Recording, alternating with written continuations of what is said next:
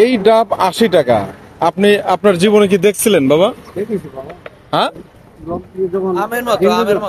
Dengue জ্বর ছিল না, হ্যাঁ, তখন এলো এটা 120 টাকা ছিল। ১২০ টাকা। তো এই যে এখন হলো 80 টাকা। এখন ৮০ টাকা, এই ডাবটা কি ভাই আপনি কি মনে করেন বলেন তো? এই ডাব আরে ভাই, এই ডাবের দাম তো 20 টাকাই।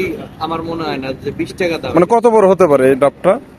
আমের মতো দেখতে, এই যে দেখেন না হ্যাঁ, size। একটা আম। আপনি ধরলেন হাত দিয়ে, এটা হ্যাঁ, ভিডিওতে কিন্তু অত বোঝা যায় না, কিন্তু আকারে কি একটা আম। হ্যাঁ, মনে হয় যে একটু বড় সরু একটা আম। এই একটা আমের দাম, আমের সাইজের ডাব এখন ওনরা 80 টাকা বেচতেছে।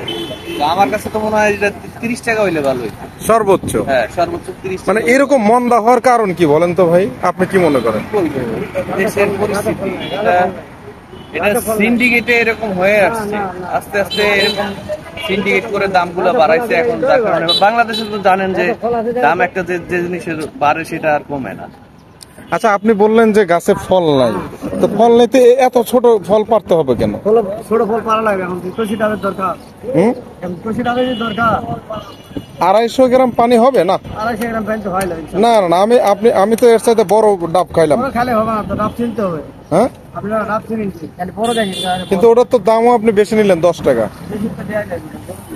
অবাক করা বিষয়। হ্যাঁ, সত্যি কথা দর্শক, আমি অবাক হয়ে গেছি। একটা আমের সাইজের ডাব, ২৫০ গ্রাম ওজন ডাব সহ হবে না, সেটা দাম চাচ্ছে ৮০ টাকা। এই যে, ঠিক আছে, ওর 3-4টা যায় আলাদাই, কিন্তু এটা নিবে না, ওটা নিবে। এটাই নিবে না? ধরো এটা নেন, আমের এটা দিকে নেন। একটু বেশি। আমি তো বেশি এটা নেন, এটা নেন। এটাও 80 টাকা, ওটাও 80 টাকা। এটাও ৮০ টাকা না? এটাও 80 টাকা। ছোট বয়সে বিক্রি করাই ভালো। হ্যাঁ, পোলা পানির দাম বেশি, বুড়া মাছের দাম নেই।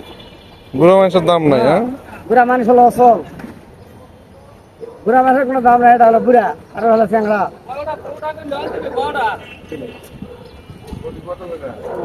কারণ বাজারে ডাবের অবস্থা দেখেন, মানে যে ডাবটা ৮০ টাকা, ১০০ টাকা, ১২০ টাকা, ১৩০-এর নিচে কোনো ডাবই নেই। এটাও তো মনে হয় ৮০ না? এটাও ৮০। কঠিন অবস্থা। ডাবের দাম ভয়াবহ, ডাবের দাম দেখার কেউ নাই, ধরার কেউ নাই, বোঝার কেউ নাই। কিন্তু তো ছিল তখন এটা 120 টাকা।